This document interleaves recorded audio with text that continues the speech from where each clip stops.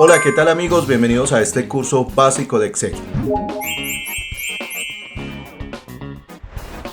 En esta clase vamos a aprender a trabajar con porcentajes. Vamos a sacarle unos porcentajes a unas ventas. Tenemos esta tabla con una fecha, con un cliente y con un artículo de venta.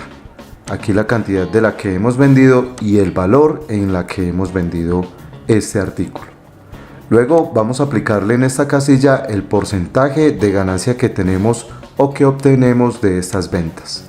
Y finalmente tenemos acá una fórmula, la podemos ver aquí en la cinta de fórmulas, igual suma E3, que viene siendo el valor por el cual vendimos el producto, lo vamos a multiplicar por F3, que viene siendo el porcentaje. Acá se nos va a dar entonces el resultado de la multiplicación del producto por el porcentaje. Entonces vamos a mirar cómo vamos a colocar el porcentaje en automático.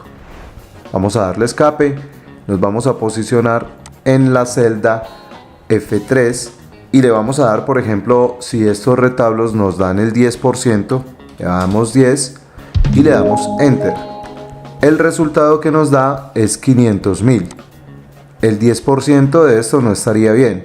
¿Qué toca hacer? Vamos a darle a esta celda el formato de porcentaje. Nos posicionamos en ella, nos vamos a la opción de inicio, luego nos vamos a la opción de número y acá en esta flechita vamos a desplegar este formato de número. Le damos clic y por acá nos aparece este menú en donde vamos a seleccionar la opción de porcentaje. Vamos a darle que no tenga posiciones decimales, que esté en 0 y le vamos a dar en aceptar. Acá vamos a borrar el número y vamos a volver a colocar 10 y ya automáticamente nos está dando el porcentaje del 10% en 50.000 pesos, que vienen siendo estos 5.000.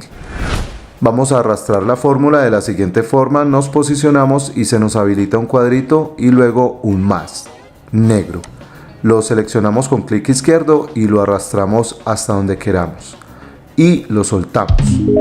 Vamos a borrar los otros porcentajes porque no todos van a ser los mismos.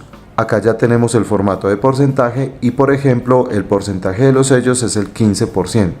El porcentaje del pendón viene siendo el 20%.